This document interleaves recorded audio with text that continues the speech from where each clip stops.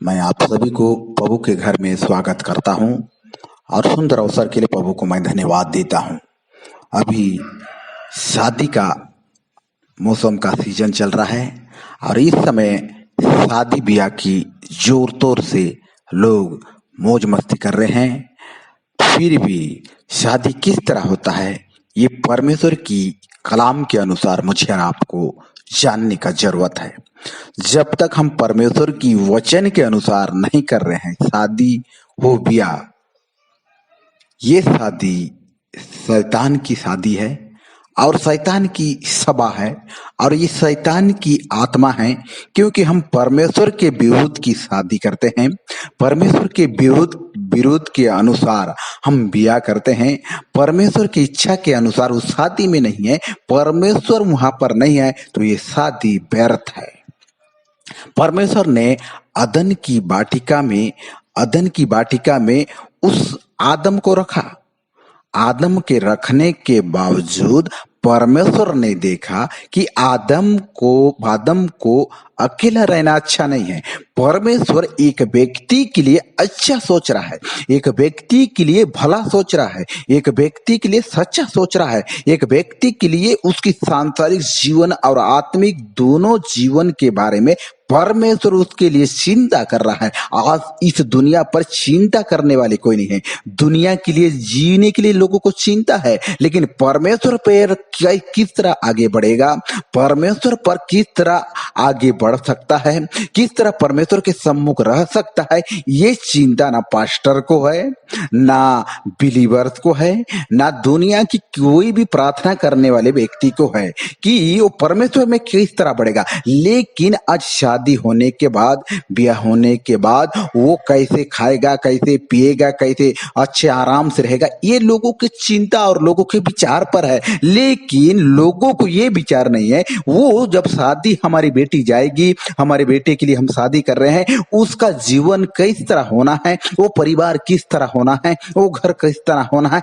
ये चिंता किसी को नहीं है। वो लोग धन्य लोग हैं जो मसीह में अपने परिवार को बढ़ाते हैं, अपने घराने को बढ़ाते हैं। और वो शादी धन्य शादी है जो परमेश्वर की कलाम के अनुसार, परमेश्वर की इच्छा के अनुसार, परमेश्वर की पवित्र आत्मा की प्रेरणा के अनुसार वो शादी ब्याह होता है। वो शादी धन्य है, नहीं तो वो शादी व्यर्थ है जिसमें परमेश्वर नहीं है, जिसमें यीशु मसीह नहीं है, जिसमें पवित्र आत्मा का समर्थन नहीं है, जिसमें यीशु मसीह का अभिषेक नहीं है, जिसमें पवित्र आत्मा की उपस्थिति नहीं है, वो शादी व्यर्थ है। लेकिन जिसमें परमेश्वर खड़ा हो रहा है, परमेश्वर समर्थन देना है, बाइबल समर्थन दे रहा है, वो शादी धन्य है। आज शादी और ब्याह पर डीजे बजा रहे हैं, शादी और ब्याह पर बैंड पार्टी बजा रहे हैं, बिजाती की तरह आज शादी कर रहे हैं, बिजाती के जैसा हल्दी खेल रहे हैं, बिजाती के जैसा नाच डोगा कर रहे हैं, आज बिजाती के जैसा लोग मौज मस्ती कर रहे हैं, बिजाती के जैसा दारू पीकर मौज मस्ती कर रहे हैं। लेकिन शादी में कार्ड में क्या लिख रहे हैं? पवित्र ब्याह, पवित्र शादी,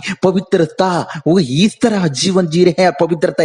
तुम क्या पवित्रता जीवन जी रहे हो जो कार्ड में आप लिख रहे हो? पवित्रता, पवित्र विवाह, पवित्रता विवाह आप जो लिख रहे हो, आप पवित्रता का जीवन जिए हो क्या? पवित्रता का जीवन जी रहे हो क्या? पवित्रता का जीवन जीकर आप उस तरह लाइफ बनाए हो क्या? पति हो या पत्नी हो या जो शादी हो रहा है और जो लड़की वो लड़का से शादी कर रही है, ये दोनों पवित्र हैं क्या जो कार्ड में छपा रहे हैं? पवित्र।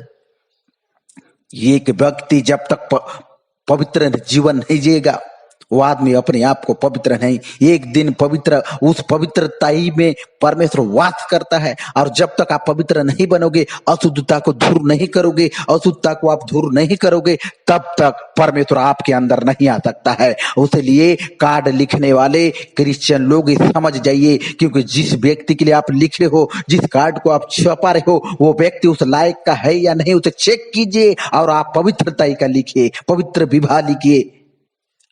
शादी से पहले आज लोग कार्यक्रम कर रहे हैं, शादी से पहले मेल मिलाप कर रहे हैं, शादी से पहले शारीरिक संबंध कर रहे हैं, शादी से पहले लोग मौज मस्ती कर रहे हैं, और उस समय वेदी पर शादी होकर पवित्र ब्याह करते हो। तुमको शर्म आना चाहिए, तुमको शर्म आना चाहिए। तब तक तुमको अपने आप को ठीक और अच्छे नहीं करोगे, तब तक तुम प्रभु के राह पर, प्रभु की इच्छा के अनुसार जीवन व्यतीत नहीं कर सकते। प्रभु की इच्छा के अनुसार आपको जीना है, प्रभु की इच्छा के अनुसार आपको कुछ बनना है, तो बाइबल के अनुसार आप अपनी अपनी शादी को कीजिए, अपने ब्याह को कीजिए और उसके अनुसार अपने जीवन को व्यतीत कीजिए। आज पास्टरों को शर्म नहीं है, आज विश्वासियों को शर्म नहीं है, आज माँ बाप को शर्म नहीं है, इस तरह कार्डों पर लिखाकर परमेश्वर की वचन को मजाक कर रहे हैं। जब तक अशुद्धता जाएगी नहीं, जब तक अच्छाई अपने जीवन में आएगा नहीं, जब तक परमेश्वर की उपस्थिति जब तक नहीं आएगी, परमेश्वर आपकी शादी को कबूल नहीं करेगा। उसके लिए परमेश्वर ने आप उस आदम को उसलिए रखा और उसने उसे आज्ञा दिया कि तू इस वाटिका में रहकर ईमानदार और सच्चा बने रहना। आज परिवार में हम एक परिवार बन रहे हैं और प्रभु के उपस्थिति से हम शादी और ब्याह हो रहे हैं, तो हमारे परिवारों में प्रभु होना जरूरी है, परमेश्वर की उपस्थिति होना जरूरी है, परमेश्वर की सामर्थ होना जरूरी है, परिवारों में मीटिंग और दुआ होना जरूरी है, परमेश्वर की फेलोशिप होना जरूरी है और हमारे जीवन अशुद्धता से शुद्धता होना जरूरी है। प्रियो, इसी तरह हम भी रूत की तरह जीवन जिए, नोमी की तरह जीवन जिए, लेकिन ओरफा की तरह जीवन ना जिए। और परमेश्वर में बढ़ने के लिए प्रभु आपको सहायता मदद करे, आपके परिवार को सहायता मदद करे और प्रभु में आप आगे बढ़ने के लिए प्रभु आपको मदद करे। इस वचनों से प्रभु मुझे और आपको बरकत और आशीष दे।